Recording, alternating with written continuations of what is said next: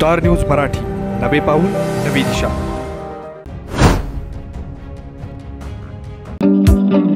SS communication द्वारा संचलित the mobile space घेऊन येत आहे धमाका ऑफर्स। आयफोन सह सर्व प्रकारच्या नामवंत कंपन्यांचे अँड्रॉइड फोन खरेदी करा आणि प्रत्येक मोबाईल खरेदीवर मिळवा हमखास भेटवस्तू आणि सोबत मिळवा 2 वर्षांची वॉरंटी।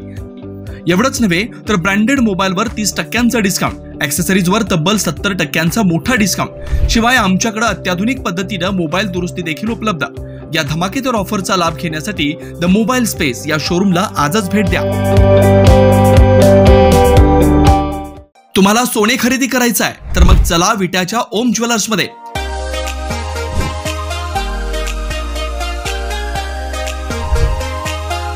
विट्यातील प्रथम सोन्याचे 100% BIS 916 hallmark jewellery showroom. HUID प्रमाणित सर्व दागिने ग्राहकांसाठी सुवर्ण संच योजनाही सुरू। तर मग एक वेळ अवश्य भेट द्या। आमचा पत्ता ओम ज्वेलर्स, सराफपेठ, बँक ऑफ महाराष्ट्र समोर विटा, श्री भगवान ढमाले गार्डीकर, डॉक्टर विशाल शिंदे मोराळे। चारा छावणी, चारा डेपो, पिण्याच्या पाण्याला टँकर, शेतीच्या पाण्याचा विषय नव्हता। ज्या 10 वर्षापूर्वी आम्ही आंदोलन करायचो, तुम्ही दुष्काळी दौऱ्यावरती आला होता, तावडे साहेब विरोधी पक्ष नेते होते, तुम्ही होता, माननीय संभाजी पवार आप्पा आमदार होते, सुरेश खाडे होते, तेव्हा तुम्ही दुष्काळी दौऱ्यात नाही पण खानापूर आणि आटपाडी मधल्या बहुतांश गावामध्ये पाणी गेलं। आता त्या लोकांची मागणी आहे, आम्हाला कारखान्याची ऊस तोडीची टोळी द्या। 10 वर्षामध्ये इतका बदल झाला आणि तो सगळा बदल हा आपल्या महायुतीच्या सरकारमुळे झालाय। दादा, आपण जिल्ह्याचे पालकमंत्री आहात आणि खानापूर आटपाडीकडे जरा जास्तीच लक्ष देण्याची आवश्यकता आहे। इथं कार्यकर्त्यांचं खूप मोठं जाळं आहे, खूप चांगल्या पद्धतीने काम करणारी लोक आहेत आणि इथं काय जो बॅकलॉग, मी सकाळपासून जी भूमिका मांडतोय, खानापूर आटपाडी कवटेमंकाळ आणि जत या तालुक्याचा गेल्या 30-40 वर्षाचा मोठा बॅकलॉग राहिलाय आणि तो बॅकलॉग जिल्हा नियोजनच्या माध्यमातून भरून काढा, राज्य सरकारच्या माध्यमातून भरून काढा आणि आमच्या तालुक्यातली जी काही दुर्लक्षित कामं आहेत आणि लोकांची मागणी आहे त्या सगळ्या कामांना निधी आपण उपलब्ध करून द्यावा। ती क्षमता आपल्यामध्ये आहे, ती निर्णय घेण्याची क्षमता तुमच्यामध्ये आहे। आम्ही बघितलंय ईश्वरपूरचा निर्णय होणार, अरे ती 40 वर्ष लोक म्हणत होती इस्लामपूर नाही ईश्वरपूर, इस्लामपूर नाही ईश्वरपूर। सदाभाऊंनी मी तुम्हाला भेटलो, सदाभाऊंनी पाठपुरावा केला, 1 महिन्याच्या आतमध्ये हे शक्यच नाही। स्वतः हिंदू हृदय सम्राट बाळासाहेब ठाकरे साहेब तेव्हाच्या औरंगाबाद मध्ये हमखास मैदानावरती सभेमध्ये 1988 ला बोलले होते की मी औरंगाबादला औरंगाबाद म्हणणार नाही, मी संभाजीनगर म्हणणार। 1988, 1998, 2008, 2018, 30 आणि वरचे 4 34 वर्ष गेल्यानंतर आपल्या सरकारनं देवाभावानी एकनाथ शिंदे साहेबांनी ते नाव बदललं आणि धर्मवीर छत्रपती संभाजीनगर हे नामकरण केलं। 1 महिन्याच्या आतमध्ये तुम्ही नाव बदलता, ही एवढी सोपी वाटते तितकी प्रक्रिया नाही आहे। त्याच्यासाठी पाठपुरावा करावा लागतो। देवाभावानी तुम्ही हे ईश्वरपूर करून टाकलं, तिकडं निजामपूर, छत्रपती शिवाजी महाराजांची राजधानी रायगड, तो रायगड किल्ला महाराजांच्या राजधानीचं ठिकाण, त्यांचं समाधीस्थळ, पवित्र समाधीस्थळ रायगडावरती आणि त्या ग्रामपंचायतचं नाव छत्र निजामपूर। 30 तारखेला माननीय मुख्यमंत्री महोदयांना आम्ही भेटलो, चंद्रकांत दादांना आम्ही भेटलो, जयकुमार गोरे साहेबांना भेटलो। 30 तारखेला प्रस्ताव दिला आणि 18 तारखेला सभागृहामध्ये घोषणा झाली, छत्रपती जे शिवाजी महाराजांची राजधानी आहे रायगड, ते छत्र निजामपूर ग्रामपंचायत मध्ये असणार नाही, त्याचं नामांकन रायगडवाडी केलं। म्हणजे इतकं धाडसी निर्णय घेणार आपलं सरकार आहे। त्यामुळं दादांना मी मनापासून खूप खूप शुभेच्छा देतो, आभार व्यक्त करतो की तुम्ही दुष्काळी तालुक्यामध्ये, नाही लोक भाषण करतात दुष्काळी तालुका आहे, दुष्काळी तालुक्याला आम्ही न्याय देणार। अरे देणार म्हणजे काय देणार? दुष्काळी तालुक्याला न्याय देणार म्हणजे काय देणार? दुष्काळी तालुक्याला पाणी देणार, दिलं। दुष्काळी तालुक्याला न्याय देणार म्हणजे काय देणार? शिवाजी विद्यापीठाचं उपकेंद्र दुष्काळी तालुक्याला दिलं, त्याला म्हणतात न्याय देणं, त्याला म्हणतात न्याय देणं। आज ते छोटं रोपट आहे पण ते उद्या वटवृक्षामध्ये त्याचं रूपांतर होणार आहे। आज जे उपकेंद्र आपल्या या गावामध्ये होणार आहे त्याचा मोठा वटवृक्ष 5-10 वर्षामध्ये तुम्हाला झालेला दिसेल। कामं तर अनेक होतात मंत्री महोदयांच्या माध्यमातून, परंतु इस्लामपूरचं ईश्वरपूर इतिहासात नोंद होणारं काम झालंय. आणि आमच्या भवानीपूर मध्ये दादा तुम्ही जे उपकेंद्र दिलाय ते उपकेंद्र इतिहासामध्ये सुवर्णाक्षरानं लिहिलं जाईल असं काम तुम्ही केलेलं आहे. आणि म्हणून आमच्या सर्व या सगळ्या लोकांच्या वतीनं आपल्या सत्काराचं आयोजन केलेलं आहे. आमच्या सगळ्या मुलांनी अत्यंत काळजीपूर्वक हा कार्यक्रम केला, आपला सत्कार करण्याचा प्रयत्न केला. तो सत्कार तुम्ही स्वीकारावा आणि खानापूर तालुक्याकडे विशेष लक्ष द्यावं, आटपाडी तालुक्याकडे विशेष लक्ष द्यावं. कारण जिल्ह्याचं पालकत्व आपल्याकडे आहे आणि जिल्ह्याचं पालकत्व आपल्याकडे असल्यामुळं आम्ही दुसरीकडे कुणाकडे काय बोलू शकत नाही. पण आम्ही तुमच्या हक्कानं अधिकारानं आम्ही तुमच्याकडं मागणी करतोय की या खानापूर आणि आटपाडीचा बॅकलॉग कायमचा भरून काढावा आणि तो तुम्ही नक्की काढाल याबद्दल आमच्या मनामध्ये तीळ मात्र शंका नाही. एवढंच या निमित्तानं बोलतो. सदाभाऊ खोत वेळ काढून या कार्यक्रमासाठी आलेले आहेत. सर्व ज्या लोकांनी हे उपकेंद्र इथं व्हावं यासाठी आंदोलन केली, मोर्चे काढले. आता एक आमचा सहकारी मित्र म्हणता मी उपोषणाला बसलो होतो पण दादांना खूप गडबड असल्यामुळे तुम्हाला बोलता आलं नाही, दिलगिरी व्यक्त करतो. पण ज्यांनी मेहनत केली सगळ्या पक्षाच्या, हे काय आम्ही काय याचं क्रेडिट घेण्यासाठी हा कार्यक्रम नाही, हा धन्यवाद देण्याचा कार्यक्रम आहे. चंद्रकांत दादांनी जी भूमिका घेतली आहे ती भूमिका या परिसराचा कायापालट करणारी भूमिका आहे. म्हणून याला कुठलाही राजकीय अंग नाही. या कार्यक्रमामध्ये कुठलाही राजकीय याची पार्श्वभूमी नाही, परंतु दादांचा सन्मान होणं ही आपल्या सगळ्या लोकांची भावना होती. दादा दुसरी एक जाता मागणी करतो. लोकांचे अनेक निवेदन येतात, तुमच्याकडे पण ती आले असतील. शिवाजी विद्यापीठ हे एकेरी नाव आहे, छत्रपती शिवाजी विद्यापीठ करावं अशी अनेक विद्यार्थी चळवळीतल्या मुलांची मागणी आहे. त्याचाही विचार आपण पुढच्या काळामध्ये करावा आणि ते नाव छत्रपती शिवाजी विद्यापीठ करावं अशीच तुम्हाला आम्ही विनंती करतो आणि थांबतो. छत्रपती शिवाजी महाराज विद्यापीठ तर गोपीचंद पडळकरांनी मागणी केलीच आहे, तर मी आता बोलायला तरी सुरुवात करतो.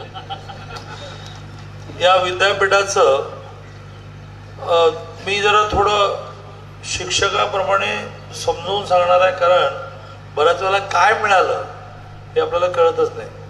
तर विद्यापीठ आपलं जे आहे ते कोल्हापूर, सांगली, सातारा असं 3 जिल्ह्याचं विद्यापीठ आहे. आधी 4 जिल्ह्याचं होतं, सोलापूर होतं. मग सोलापूर जिल्ह्याचं वेगळं विद्यापीठ आपण काही वर्षापूर्वी केलं. अलीकडच्या काळामध्ये अहिल्यादेवी विद्यापीठ असं नाव त्याला दिलं. अहिल्यादेवींचं एक मोठं स्मारक सोलापूर विद्यापीठाच्या कॅम्पसमध्ये होत आहे. एवढा मोठा पुतळा अहिल्यादेवीचा तिथे उभा राहतो आहे की असा अहिल्यादेवींचा पुतळा महाराष्ट्रात, देशात कुठेही नाही. तर ते काम काही वर्षांपूर्वी आपण केलं. तसं 3 जिल्ह्यांची 3 विद्यापीठं व्हावीत, म्हणजे सगळ्याच जिल्ह्यांची विद्यापीठं व्हावीत असं युनिव्हर्सिटी ग्रँड कमिशनचा आग्रह आहे. युनिव्हर्सिटी ग्रँड कमिशन म्हणजे काय, तर संपूर्ण देशातली जवळजवळ 19,000पेक्षा जास्त कॉलेजेस ज्यांना परवानग्या देणं, त्यांना मदत करणं, त्यांना सूचना देणं असं काम दिल्लीत बसून ते करतात. त्यांचा मूळ प्रस्ताव आहे की प्रत्येक जिल्ह्याचं तुम्ही वेगळं विद्यापीठ करा. कधी होईल तेव्हा होईल. तिकडे पण झालं. नागपूर विद्यापीठामधून आपण गडचिरोली जिल्हा जो आदिवासी जिल्हा आहे, नक्षलवादी जिल्हा आहे, तो बाजूला काढला आणि गडचिरोली आणि चंद्रपूर असं 2 आदिवासी नक्षलवादी जिल्ह्यांचं एक विद्यापीठ केलं, गोंडवाना विद्यापीठ. मूळ नागपूर विद्यापीठ हे थेट बुलढाण्यापर्यंत होतं, त्याचे 2 भाग केले. नागपूर विद्यापीठामध्ये नागपूर जिल्हा, वर्धा जिल्हा, यवतमाळ जिल्हा असे जिल्हे तिकडे घेतले आणि अमरावती जिल्ह्यामध्ये अकोला, अमरावती, बुलढाणा असं घेतलं. असं हळूहळू एका जिल्ह्याला एक विद्यापीठ होईल. पण तोपर्यंत 3 जिल्ह्यांच्या विद्यार्थ्यांना काही झालं की कोल्हापूर, तर त्याला मधला मार्ग काही काढता येईल का, त्याला म्हणतात उपकेंद्र. ते विद्यापीठच असतं, त्या विद्यापीठाचे उपकेंद्र 2 टप्पे करावे लागतात. पहिला टप्पा लगेच सुरू करतो, म्हणजे मागणी गोपीचंदजींनी म्हणाल्याप्रमाणे अनेकांची होती, पण 2 टप्पे करायला मागणी अनेकांची होती. आपण खानापूर, भवानीपूर, तुम्हाला एकदा लॉजिक समजून द्यायला लागेल भवानी का. त्यामुळे मला काही अडचण नसल्यामुळे मी भाषणामध्ये यापुढे भवानीपूर म्हणतो. पण त्याचं गॅझेट जर व्हायचं असेल, सरकारी निर्णय व्हायचा असेल आणि पुढे सगळ्या सरकारी कामात खानापूरच्याऐवजी भवानीपूर व्हायचं असेल तर जसं सदाभाऊ खोतने मेहनत घेतली, तगडी मेहनत घेतली. हो सदाभाऊ, की ईश्वरपूर होण्यासाठी सगळं लॉजिक तुम्ही कागदावर उतरवलं, सगळे जुने संदर्भ उतरवले, किंवा त्यांच्या जो उल्लेख गोपीचंदजींनी केला की रायगड हा आपला जो किल्ला इथे छत्रपती शिवाजी महाराज राज्याभिषेक झाला, ते ज्या गावात येतं त्या गावाचं नाव निजामपूर होतं, ते आपण आता बदललं. कारण लॉजिक लावलं की रायगड किल्ला ज्या गावात आहे त्या गावाला निजामपूर असं काय म्हणतात. तसं भवानीपूर म्हणण्यासाठीचं लॉजिक त्याने द्यावं. अनेकांची मागणी होती, आपण भवानीपूरला दिलं. त्याच्यामध्ये पहिला टप्पा आपल्याला प्रत्येक वेळेला मार्कलिस्ट आणायची, मार्कांमध्ये चूक झाली, अशा सगळ्या कामासाठी जे जावं लागायचं ते आता 1 महिन्याभरात जावं लागणार नाही. आत्ता जे बोलले त्या गदारोळात तुम्हाला कळलं नाही, विद्यापीठामध्ये 3 महत्त्वाच्या पोस्ट असतात, कुलगुरू, प्रकुलगुरू आणि रजिस्ट्रार. रजिस्ट्रारने प्रामुख्याने ज्याला ॲडमिनिस्ट्रेशन म्हणतात, व्यवस्थापन म्हणतात, ते बघायचं असतं. कुलगुरू आणि प्रकुलगुरूने अकॅडमिक म्हणजे नवीन कोर्सेस सुरू करणं, PhD घेणारे विद्यार्थी जास्त निर्माण करणं. तसं व्यवस्थापनातला प्रमुख शिंदे त्यांना मुद्दाम बोलवून आणलं, कारण विरोधकांचं असंही म्हणणं असेल कशावरून झालं, कारण म्हणजे काल शासनाचा निर्णय पण घोषित झाला, त्याचं परिपत्रक निघालं, पण मी मुद्दाम शिंदेला असं म्हटलं या आणि सगळ्यांसमोर मांडला. त्यांनी अतिशय सोप्या शब्दात मांडलं आहे. आता त्याहीपेक्षा सोप्या शब्दामध्ये 2 मिनिटात मांडून मी माझं बोलणं संपवेन. मग थोडं गोपीचंदजींच्या अन्याय अन्याय अन्याय असं जर तो म्हणतो आहे की आमच्यावर अन्याय झाला, आमचा बॅकलॉग म्हणजे आम्हाला इतरांपेक्षा कमी दिलं, त्यावर बोलतो. पण प्रामुख्याने पहिले ह्या उपकेंद्रावर आपण बोललं पाहिजे. जसं मी म्हटलं की काल शासनाचा निर्णय पण झाला. शैक्षणिक सुविधा काय काय मिळणार आहेत तर विद्यापीठाचे डिग्री आणि डिप्लोमा अभ्यासक्रम स्थानिक पातळीवर उपलब्ध करणं. बहुधा जूनमध्ये त्याची सुरुवात करू की विद्यापीठाच्या नवीन काही कोर्सेसना आपण सुरुवात करू. आता सुरू काय करू ते मी सांगितलं की आपलं सगळं व्यवस्थात्मक काम जे आहे ते त्यासाठी आपल्याला कोल्हापूरच्या चक्रा मारायला लागणार. पण लवकरात लवकर म्हणजे जूनमध्ये अभ्यास केंद्र, प्रयोगशाळा, संगणक, इंटरनेट सुविधा, ग्रंथालय, ई लर्निंग साहित्य लगेच एक सुरू करतो आहे, त्याला डिस्टन्स एज्युकेशन म्हणतात. आता हे आजोबा तुमचं वय काय? आता वय सांगायला हरकत नाही, गेलं आपलं तरुण सांगत नाही.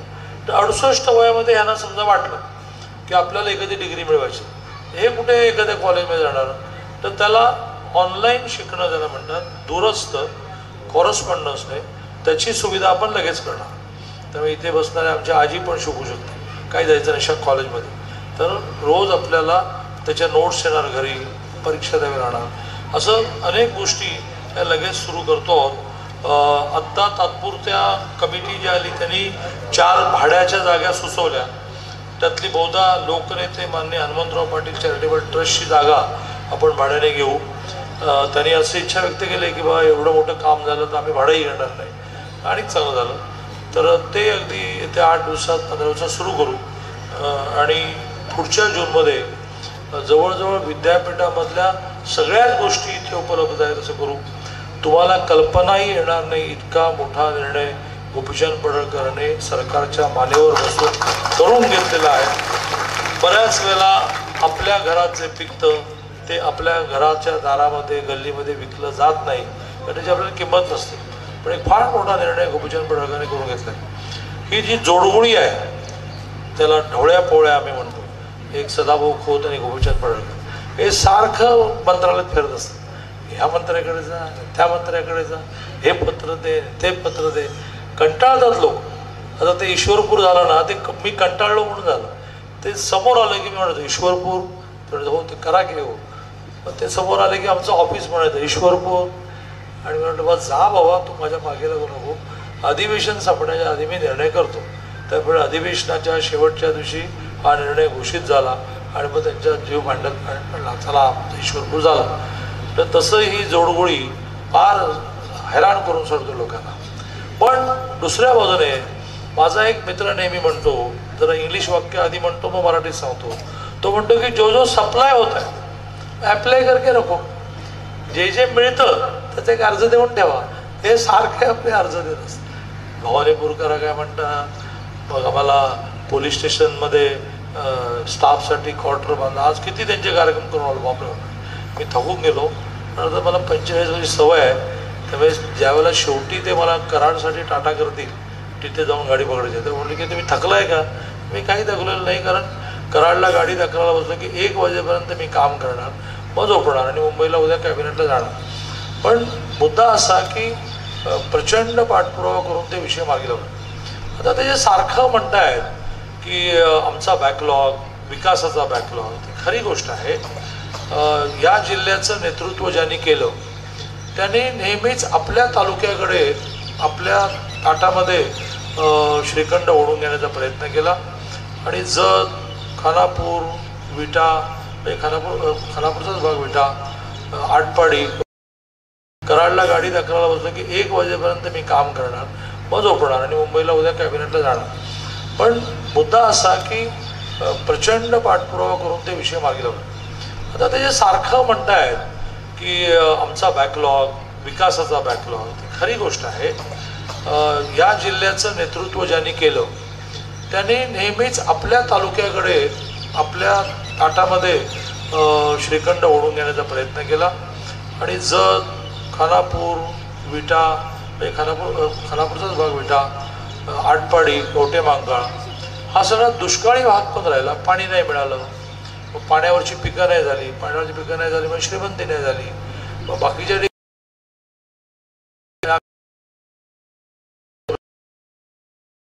महाराष्ट्रामध्ये विकासाचा सपाटा लावला. कोणी आम्हाला,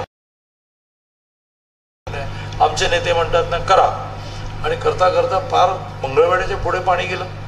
तुम्हा सगळ्यांना पाणी मिळायला लागलं. असे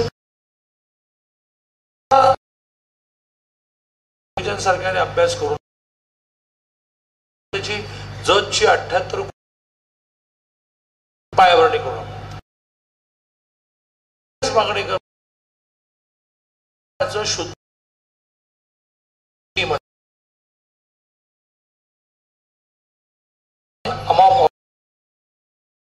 पाणी सिंगापूर.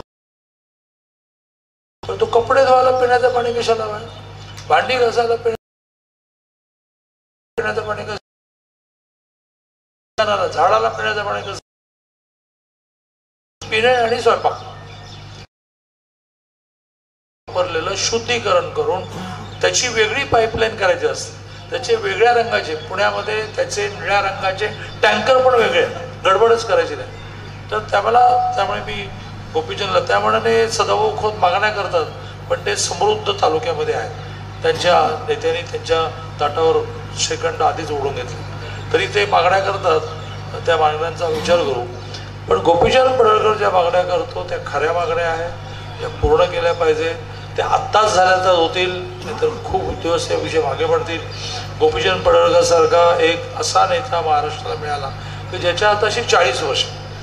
आता उद्या मी एखादी गोष्ट करायची म्हटली, चळवळ काही करायची म्हटली, तर माझ्या काही राजकीय जीवनाच्या मर्यादा आहेत.